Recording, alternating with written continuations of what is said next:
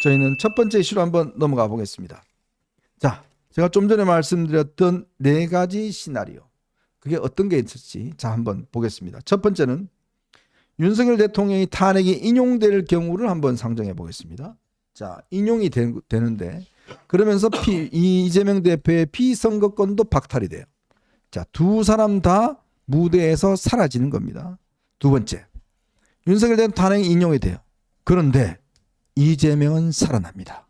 벌금 100만 원 이하가 선고가 되면서 무죄가 선고가 되면서 이재명은 살아나요. 윤 대통령은 탄핵이 인용돼서 자리에서 물러나는데 이재명은 살아납니다. 세 번째, 반대로 윤석열 대통령 탄핵이 기각되거나 각하돼 버립니다.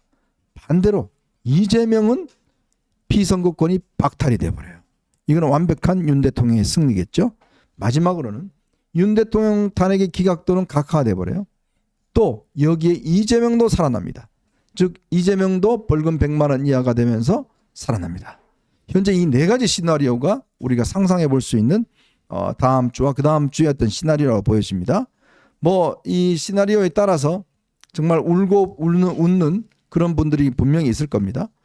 이 네 가지 시나리오 더는 없겠죠? 예, 그 경우의 수가 다 네 가지잖아요. 그러니까 윤석열 대통령 탄핵 OX, 예, 이재명 선거법 유죄 OX 하면 2 곱하기 2 하면 4니까 저희 이제 경우의 수가 네 가지인데. 네. 근데 뭐 저게 네 가지가 그냥 그 다 비슷한 비중이라고 볼 수는 없고요. 저는 뭐 이재명의 그 1심과 동일한 그 피선거권 박탈형이 나온 거는 거의 굳은자라고 보고요. 그다음에 윤 대통령 탄핵 기각 또는 각하했잖아요. 네. 근데 탄핵이 기각될 가능성은 저는 거의 없다라고 봐요. 근데 혹시라도 된다면 각하라고 그래요. 지금 네. 국민의힘 내부에서도요. 아까 그 김용민이 내란 죄를 15번이나 집어넣어가지고 그걸 빼버리면은 그걸 처리해버리면 박근혜 대통령 때 탄핵소추 거기에 뇌물죄 넣었다가 그 뺀 거하고는 비중상 차이가 엄청나게 난다는 거죠. 네네. 그러니까 안 꼽는 찐빵이 되니까. 그러니까 국회의 재의결을 거쳤어야 되는데 그 거치지 않았다. 그 정도가 좀 어필할 수 있는 거 아니냐. 뭐 해서 윤 대통령 탄핵은 각하 또는 인용 둘 중에 하나가 될 것 같고요. 이재명 피선거권 박탈형은 뭐 굳은자라고 봐야죠. 우리 홍 원장께서는 어떤 시나리오, 물론 뭐 다 좋은 거는 있습니다만은 어떤 게 유력할까요? 뭐 사실 지금 이거는 뭐 거의 취재가 안 되는 상황이기 네. 때문에 뭐 언제나 저기 법원이나 다 취재가 안 되잖아요. 안 되는 상황에서 지금 나오는 얘기들은 거의 뭐 자기 희망상에서 이제 많이들 얘기를 하시기 때문에, 그리고 또 제가 주변에서 듣는 얘기들은 그래요. 자기가 보는 유튜브에서 나오는 얘기만 또 믿어요. 또 이런 얘기가 지금 확 퍼져 있더라고. 네. 자기는 요 유튜브만 키면 그런 얘기가 나온다 이제 그런 건데 알고리즘 때문에 그런 거고요. 근데 제가 볼 때는 일단 국민의 여론만 놓고 보면 물론 여론에 따라서 이 판결이 나오는 건 절대로 아니지만 여론만 보면은 이 탄핵 인용에 대한 여론이 최근 들어서 더 높아졌고 네. 이번 주에 더 높아졌고, 그리고 이제 이재명 대표에 대해서도 뭐 2심 판결은 피선거권 박탈형이 나오는 거에 대한 또 여론도 또 이제 상대적으로 더 높고, 그래서 지금 여론의 구도는 그렇습니다. 여론의 근데 구도를 보면 1번이겠네요. 그죠? 그렇죠. 여론의 구도로 보면 1번이에요. 여론의 구도로 보면 1번인데, 근데 뭐 이게 물론 이제 그 법과 상식에 따라서 판단하는 게 이제 법원의 결정이기 때문에 이게 뭐 여론에 따라서 한다라고는 절대로 얘기할 수는 없습니다. 하지만 판사들도 여론을 참고를 합니다. 네. 예. 자, 이제 제가 이제 뭐 들리는 이야기에 따르면 헌법재판소 내에서 꽤 이제 이 절차의 적법성 문제, 요거를 가지고 특히 뭐 김복형 재판관이라든지 몇몇 분이 정통적인 법관분들이 좀 이제 많이 따지시는 것 같아요. 그러면서 이제 심리를 좀 더 해보자. 더 예를 들어서 좀 이 관련자들을 불러서 더 해보자라는 이야기가 있고, 일각에서는 지금 뭐 시간이 그렇게 없다. 이렇게 또 이야기를 하는 게 있고, 이런 부분이 아마 뭐 쟁점이 되고 있다는 소문은 돌고 있습니다. 제가 뭐 확인은 못 하겠는데, 어쨌건 지금 민주당의 이재명 대표와 박찬대 저 조급증을 보면 뭔가 본인들이 생각하는 대로 움직여가고 있지 않는 건 아닌가. 제가 그래서 그걸 보면요, 항상 이런 중요한 결정이 날 때 보면 꼭 이재명 대표한테 정보를 주는 사람이 있어요. 왜냐? 본인도 딱 볼 거 아닙니까? 예를 들어서 다음에 정권 잡을 때 대통령 되고 나면 대표님 제가 이런 중요한 정보가 있습니다. 그럼 딱 이제 본인만 가지고 거 아니에요. 그러면 이제 그러면 움직여가는 걸 대충 알고 있는 거예요. 근데 저희도 그런 게 있어요. 어떤 분이 뭐 계속 취재가 되다가 갑자기 연락이 딱 끊겨요. 이제 전화를 안 받아요. 예. 그러면 덜컥 겁이 나요. 이거 딴 생각하고 있는 거 아닌가? 딴 게 아닌가? 라는 생각이 드는데 그래서 어떤 분이 그런 이야기예요. 지금의 이재명 대표 상황이 전화가 안 된다. 전화가 안 온다. 얼마 전까지 나한테 지금 전화해서 대표님 걱정하지 마십시오. 잘 되고 있습니다. 딱 이러던 사람이 또 지금 거신 전화는 이런 식으로 전화가 안 된다는 거예요. 그러면서 야 이건 뭐야 지금? 그 딴 사람들 정보 없어? 정보 없어? 없는데요? 없는데요? 찌라신데요? 그러니까 이제 이재명이 거기서 확 이제 도대체 이게 정보도 없고 이게 뭐야 지금? 거기서 일을 받았다는 이야기가 있어요. 그러니까요. 그러니까 이번 주 17일 월요일이었죠. 저녁 7시 반에 신천고 거구장에서 번개 모임을 했는데 거기서 이재명이 도대체 왜 이렇게 늦어지는 거냐. 누가 아는 사람이 있으면 답답하니까 좀 얘기 좀 들어보자. 그랬다는 거 아니에요. 네. 근데 이제 일각에서는 문영배하고 뭐 연수원 동기고 아삼육이고 그러다 보니까 그 내통을 하고 있는 게 아니냐 뭐 그런 거. 그다음에 또 정계선이 자기 남편한테 좀 뭐 얘기하면은 그게 이렇게 흘러 들어올 수도 있고 이미선의 뭐 여동생이 어떻고 저떻고 그러는데 네. 그랬으면 벌써 뭐가 나왔죠. 나왔죠. 네, 그랬으면 벌써 나왔는데 계속해서 저 민주당 사람들의 얼굴 표정이 자꾸 흑빛으로 변하고 불안초조 조급해하는 거 보니까 별다른 정보를 얻지 못하고 있는 것 같아요. 네. 근데 어쨌건 이 민주당의 최근의 조급증과 마흔역에 대한 집착증 이걸 보면 조금 뭔가 본인들 생각한 대로 안 움직여 가고 있다. 이것만큼은 일단 분명한 사실 같아요. 그죠? 그렇죠. 이게 자꾸 이제 전례가 있잖아요. 그 헌재 판결에 대한 전례 옛날에 노무현 대통령 때도 있었고 박근혜 대통령 때도 있었고. 네. 그러니까 이제 전례에 따르면 뭐 이거 지난 다음에 며칠 있다가 뭐를 하더라. 뭐 이제 뭐 그런 전례를 언론에서 상당히 많이 이제 보도를 했는데 그 전례와 지금 다 벗어나 있단 말이죠. 네. 전례와 벗어나게 이제 늦어지고 있단 말이죠. 늦어지고 있다 보니까 이거 처음에 예상했던 거랑은 다르네라고 하는 그 느낌을 가질 수 있는데 근데 분명한 거는 법에 따르면 또 이거 180일 이내예요. 네. 이게 이제 탄핵 소추 의결 이후 180일 이내이기 때문에 법을 벗어나서 늦어진 것도 아니고 다만 전례로 봤을 때 이 정도면은 최후 변론 난 다음에 뭐 한 2주 이내는 났다. 뭐 근데 지금 거의 뭐 한 달이 지나가고 있으니까 네. 그러면 안에서 이거 헌재 재판관들이 의견이 심각하게 갈리는 거 아니냐. 뭐 이러다가 이게 뭐 결론이 못 내려지면은 심지어 어떤 쪽에서는 4월 16일이 이제 그 문영배 이미선 재판관 임기가 끝나는 날 아닙니까? 네. 그때까지도 결론이 못 날 것 같다. 그러면 그 뒤로 물러서면서 이게 진짜로 180일 다 채울 수도 있다. 네. 네, 뭐 이런 뭐 또 이제 얘기도 있는데 이건 뭐 다 썰이고요. 근데 어쨌든 민주당의 처음 예상과는 완전히 지금 벗어나고 있는 건 맞죠. 근데 저는 그렇게 봅니다. 저는 뭐 법 전문가는 아니지만 윤 대통령이 어떤 비상계엄에 대해서 그냥 문제가 없다라고 이렇게 헌법재판소 결론을 내린다 그러면 그래서 뭐 많은 분들이 또 그렇게 이야기를 하세요. 근데 제가 가진 상식하고는 전혀 맞지가 않습니다. 만약 그렇게 되면 앞으로 아마 되는 대통령이 예를 들어 생각해 보십시오. 뭐 이재명이 대통령이 된다고 생각해 보세요. 그러면 야 법원에 쟤들 요즘 좀 말 안 듣고 자꾸 내 사건 가지고 좀 재판하는데 야 우리 계엄 좀 하자야. 심심한데 계엄이나 좀 그럼요. 국민들 이거 잘 모르는데 국민들 알리기 위해서 홍보용 계엄 좀 해. 그렇게 할 수 있잖아요. 그러니까요. 그리고 해제도 못 해요. 예. 자 그렇게 하면 해제도 못 해요. 자 이재명 대표 야 요즘 정치권 애들 말이야 요즘 시끄럽다 떠든다. 그거 그 군인들 좀 풀어라. 저 계엄 좀 해라. 자 그러고 요즘 말이야 어벤져스라고 뭐 하는 그런 저 유튜버 있다며 예. 걔들 걔 좀 정리 좀 해라. 야 군인들 좀 가라. 야. 예.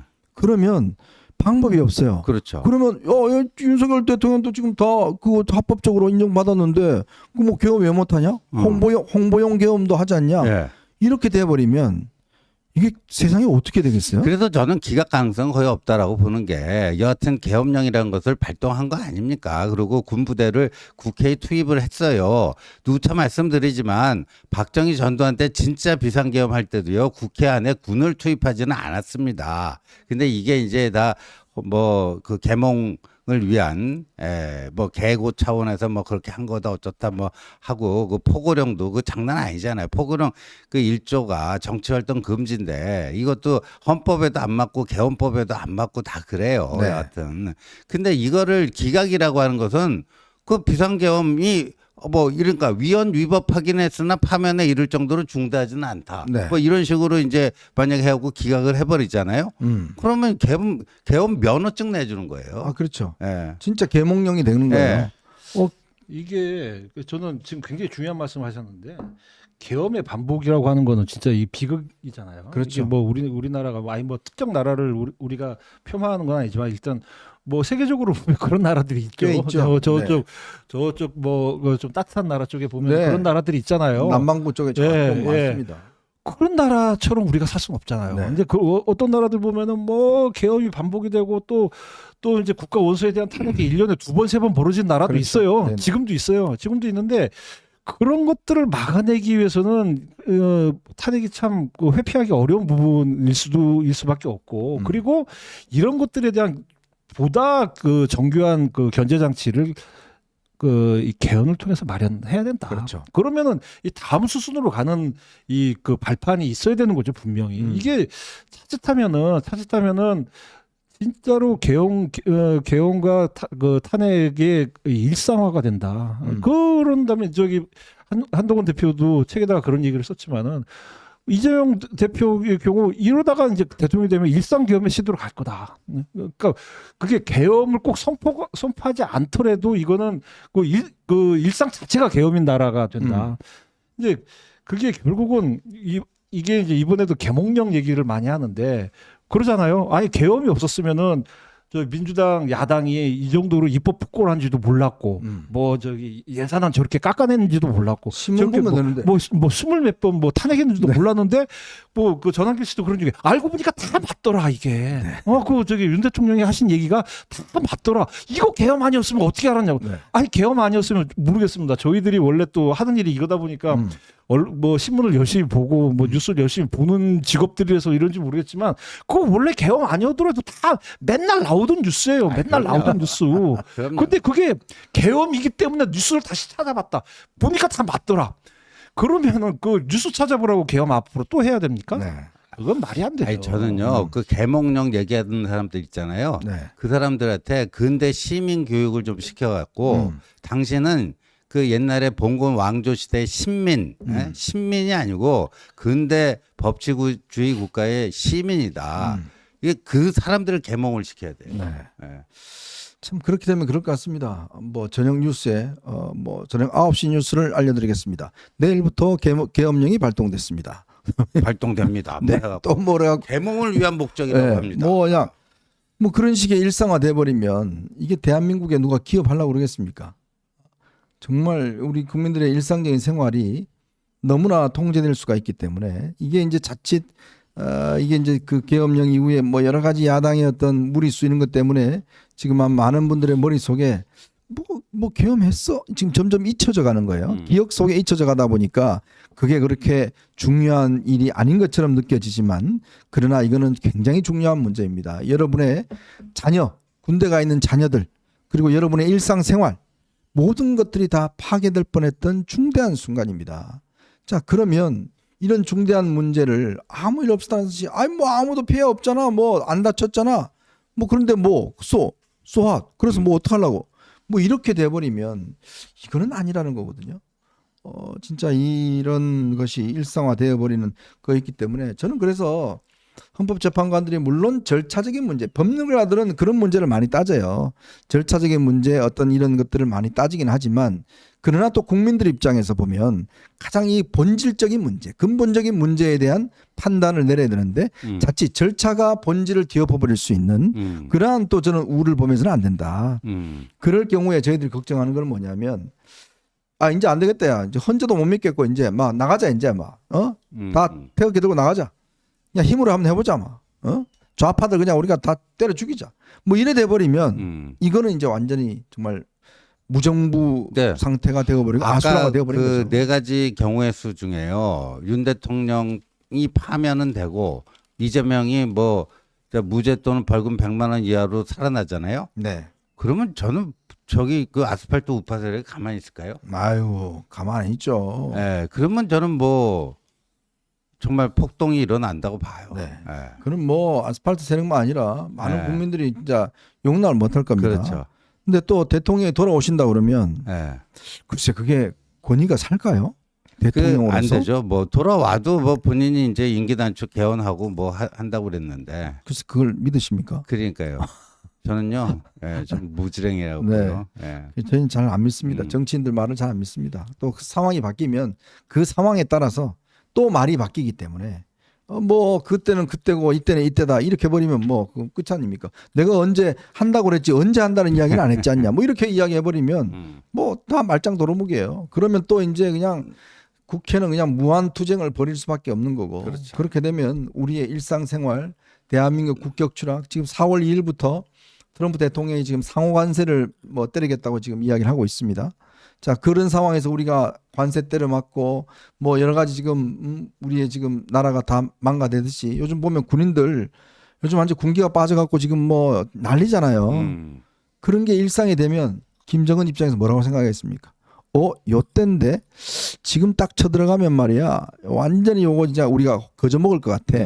트럼프도 지금 저거 아마 개입 안 할 거고 그러면 김정은이 착각을 하게 됩니다. 우리 6.25 때 한번 생각해 보세요. 6.25 때 저는 살진 않았지만 자료를 통해서 보면 6.25 전까지만 하더라도 뭐 어마어마하게 싸웠지 않습니까? 그렇죠. 그렇죠. 그러다가 그냥 딱 김일성이가 이거 스탈린한테 가서 조금만 주시면 그냥 밀고 들어가면 끝입니다. 이거 금방 일주일 안에 그냥 부산까지 당합니다. 불하고 들어왔잖아요. 이게 그 아까 말씀하신 대로 예, 만약에 윤 대통령이 복귀를 했을 때 개헌을 할 거냐 안 할 거냐 그러니까 본인은 말씀하셨지만 안 믿는다고 그러셨는데 저는 그렇게 생각해요.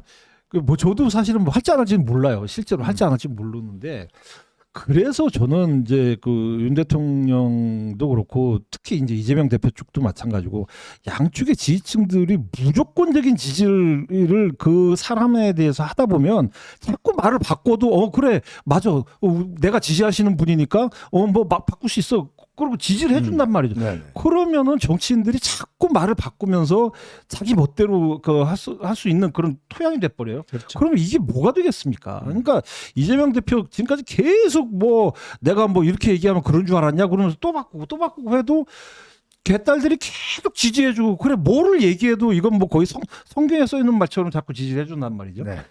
그러니까 윤 대통령도 마찬가지로 본인이 한번 말씀하셨으니까 그럴 가능성이 얼마나 있을지 모르겠지만 어쨌든 만약에 이제 기각이 되거나 이제 각하가 돼서 복귀를 하신다면 본인이 했던 얘기는 이거는 지켜줘야 된다. 네. 그 부분은 아마 그 심각하게 생각을 해보셔야 될 부분이고 국민들이 다 지켜보고 있다라고 하는 거는 뭐 본인도 잘 아실 겁니다. 그러니까 이게 예전에 노태우 대통령이 중간 평가한다고 그랬다가 또 이제 나가게 됐죠. 네. 그때 또 3당 합당하면서 내각제 한다고 그랬다가 또 네. 나가게 됐죠. 뭐 하여튼 이 정치권에 이런 약속이 지켜진 적이 없습니다. 그게 결국 국민들만 속은 거거든요. 저는 믿지 않습니다. 현재 이루어지고 있지 않으면 정치는 믿으시면 안 돼요. 절대 정치인들의 말은 상황에 따라서 바뀌고 이재명 대표 보십시오. 안 믿습니다. 윤석열 대통령 본인 뭐 이 계엄 사태 터지고 난 다음 그다음에 그 처리되고 난 다음에 말을 얼마나 바꿨습니까? 그렇죠. 본인 다 책임지겠다고 그랬잖아요. 예. 뭐 안 지잖아요, 결국은. 책임 안 지고. 그런데 무슨 그걸 누가 믿겠습니까? 아니 그래서 저는요 진짜 그 야당의 그런 그 폭거에 대해서 경종을 울리고 국민들에게 경각심을 심어주려고 하는 그런 의미의 뭐 경고성 계엄이다 했으면요 네. 계엄을 할 게 아니라 아까 방금 전에 얘기했듯이 노태우가 그 중간 평가를 대선 공약으로 했잖아요. 네네. 딱 임기 중반에 중간 평가 국민 투표를 해가지고 거기서 내가 50%를 넘지 못하면 그만두겠다 이런 거 네네. 아닙니까? 그러니까 그런 거를 했었어야 돼요. 그래갖고 국민투표를 붙이고 50% 내가 밑으로 나오면은 야당이 저렇게까지 발목 잡게 해갖고 내가 정상적인 운영이 국가 운영이 안 되는데 50% 내가 밑으로 나오면은 나 그냥 물러날게요. 그런데 50% 넘게 나오면은 정말 이제 국민 여러분들께서 저 의석수에 당장 못 바꿔주면 야당에게 압력 넣어가지고 뭐 좀 해주십시오. 그래가지고 했으면 그건 승부수가 됐었어요. 네. 예. 그러니까 저희들이 이게 정치인들은요 화장실 갈 때하고 나올 때의 마음이 전혀 다릅니다. 다르기 때문에 어쨌건 이게 지금 뭐 여러 가지 이야기가 있습니다만은 앞으로 이제 우리가 좀 이 문제에 대해서 좀 더 지켜봐야 되겠다 이런 생각이 듭니다. 자, 저희는 이제 두 번째 이슈로 한번 넘어가 보도록 하겠습니다. 이런 보시면서 구독과 좋아요 알림 꼭 부탁드리도록 하겠습니다. 자,